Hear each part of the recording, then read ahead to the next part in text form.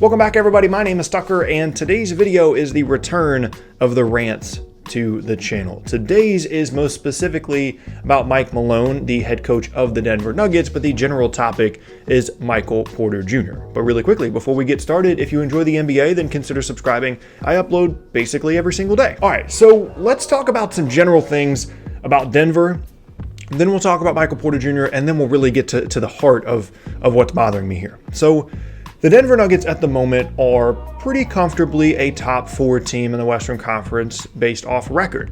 And I think it's fair to say that they're a very good, borderline great team, but I'm not willing to go great for them right now. I think it's fair to say they're a very good second tier team in the Western Conference because, in my opinion, based off their potential to win a championship, it's the 2 LA teams and then it's everybody else. And so I think they're firmly in that second group with teams like Utah. Now, the way for them to get out of that and get to that potentially top tier is to potentially make a move, whether it involves trading Gary Harris or Paul Millsap or whatever. They certainly have some pieces that they could move to better position themselves to compete for a championship this season. However, as I've talked about in a previous video, it doesn't really make any sense for them to cash in on those kinds of assets because they have plenty of flexibility moving forward and their core is still so young. So winning a championship this season shouldn't necessarily be the goal, and maybe they should aim more for like 2 years from now when the summer of 2021 happens and some of these other guys like LeBron and Kawhi and Paul George get older, and then they can kind of be the team in the Western Conference. The other way for them to be really, really good this season and next year as well is to get significant development out of those young players in that core that I talked about in that previous video. We all know about Jokic, but continued development from guys like Jamal Murray, guys like Gary Harris, and Michael Porter Jr., as I'll talk about in this video, is the other way for this team to improve to a level of a Tier 1 Western Conference team.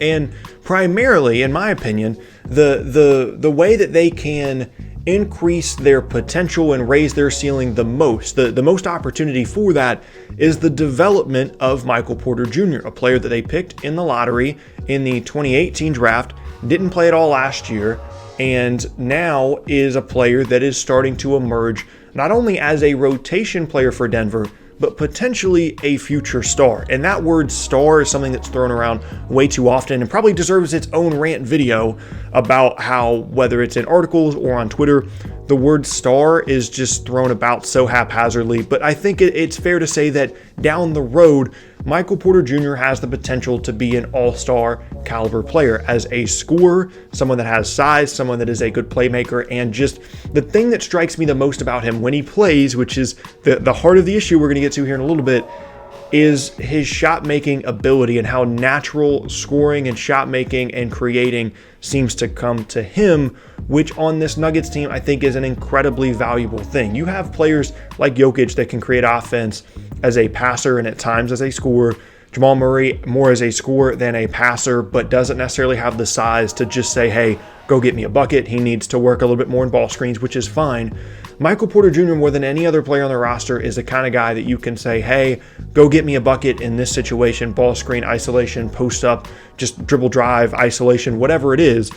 You know, it's him, and then it's, guys like Will Barton and then Jamal Murray, who I talked about earlier. So when you consider those things, that there's not really a point in making a move now. They're definitely a second tier team. Developing their younger players is a great way for them to potentially get to a Tier 1 team this year as well as next year, and is really critical to their future success. When you consider all those things, when you put it together, the answer here would seemingly be play Michael Porter Jr., right? Put him in the rotation, whether you want to start him or not, because you've got this group that works well together. I don't care if you start him, but play him a significant number of minutes. 1, because he's good. 2, because that's a great way for him to develop as a 20, 21-year-old player, however old he is. And 3, if he does develop into the kind of player that it looks like he could be down the road, he could significantly raise the ceiling of this team. And so this is where my frustration comes in for Mike Malone, the head coach, whoever else is potentially in charge of the rotations in Denver. Michael Porter Jr., we can all agree, incredibly talented player, right? And I've made all the points for why I think he could be the key to the future success of this team.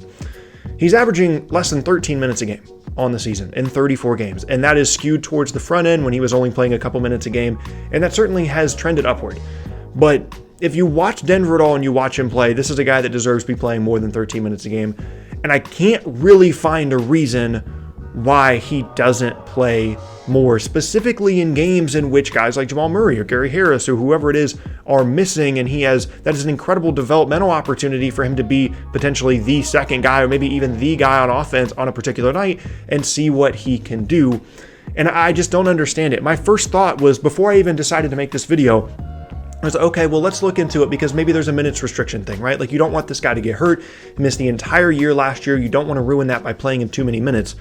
But that's not the case at all. They openly said there was no minutes restriction for him this season. He's fully healthy. He's good to go. He's 21 years old. Presumably, he should be able to play more than 13 minutes a night through 34 games. And that just hasn't happened. And it blows my mind that this guy is not on the floor. Let's go ahead and take a look at the Denver Nuggets game log for Michael Porter Jr. He has not one time this year in any game has he played 30 or more minutes. The most minutes that he's played in a game is 29-41, a little bit less than 30, against Minnesota recently. In total, he has played over 20 minutes only 8 times this season. Michael Porter Jr. has only played over 20 minutes 8 times so far this season, and in his 5 highest minute games, the 5 games that he has played the most, they've won every single game. Now, granted, the competition isn't great, and you could also say, well, the reason he's playing is because they're up a ton, of course they're going to win, whatever, fine. But the point is still made here that when he plays, he's productive, and they're pretty good. Now, counterpoints to this is a team that has a good amount of depth, specifically on the wings. They've got guys that they're comfortable playing on the wings over Michael Porter Jr., specifically guys that are a little bit better defensively, guys like Torrey Craig, maybe even Malik Beasley sneaks in there. They believe that, they need defense more than they need offense, and that's fine. Porter Jr. continues to develop as a defensive player. Here's my point. The best version of this Denver Nuggets team involves Michael Porter Jr. becoming potentially the best perimeter player on the roster. All due respect to guys like Jamal Murray. I think he has that level of talent to be, I'm excluding Jokic from this. You can count him as a perimeter player if you want to, but positionally a perimeter player. Michael Porter Jr. has the potential to be the best one in Denver. And it's like they're actively trying to hold him back, and I can't understand the reasoning for it. Like, I want to sit down with Mike Malone and be like, why doesn't Michael Porter Jr. play 25 minutes a night? I would love an explanation. Is it because you think you have other guys in the rotation that are better for this team, that are more veteran players? You don't want to give a guy that is essentially a rookie free reign to a team that is going to be on pace to win over 50 games this season, okay? That's fair, but you kind of have to have a longer term outlook on this. Like, that is the mindset of a team that is on like a 60 win pace and, is a true threat to win the championship this season, which I don't think that's the case. They are very clearly a second tier team in the West, and the path is there for them to get to the top tier, but that path involves, barring some kind of significant trade, crazy development from Michael Porter Jr., and you have to give him the opportunity to develop. Now, I want to take a step back here and just say that I understand that it's not like as soon as they play Michael Porter Jr., they're going to rattle off 15 in a row and they're going to be this great team. Because again, my focus isn't on this season, and I don't think theirs should be either. I don't see this team as a true threat to make the NBA Finals. Certainly not the favorite, at least. There's at least 3 teams that I would pick ahead of them to make the finals.